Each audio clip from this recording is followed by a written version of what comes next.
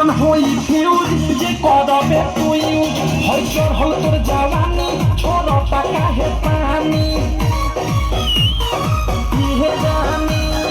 জোবান হই ফিউজ যে করবে তুই হয়তো হল তোর জওয়ানি ছোড় টাকা হে পানি লৌকি তো বনি ধলি কোন কলি ফসে যাই মেটার ধলি কোন কলি ফসে যাই মেটার হয় তোর কোনো ইন্ডিকেটর হয় তোর কোনো ইন্ডিকেটর তেরে দোনো ইন্ডিকেটর হাই রে দুটো ইন্ডিকেটর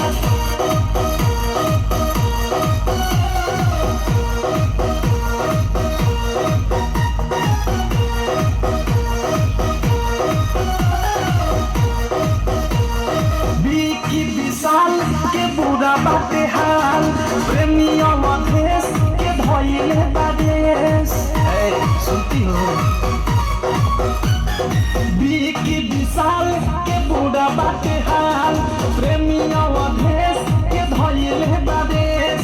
अनुराग बिकी देती तोहेले डाड मुंह पुंदे मनी देती तोहेले डर होई तोर दोनो इंडिकेटर होई तोर दोनो इंडिकेटर तेरे दोनो इंडिकेटर हाय रे दुदू इंडिकेटर दाएं ओडी बाएं के हिले तो लागे बेतार दाएं ओडी बाएं के हिले तो लागे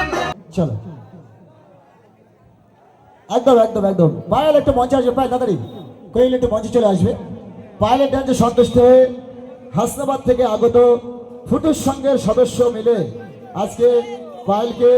এখানে চলে আসবে প্লিজ পায়েল আজকে 20 টাকা পুরস্কৃত করেছেন আর ফুটুস সংঘের সকল সদস্যের সবাই কিন্তু হাই টাটা করে দেবে সবাইকে হ্যাঁ क्या बात क्या बात क्या बात চলো আরো অনেক কিছু হবে দিয়ে যাবে চিন্তা করার কারণ নেই চলো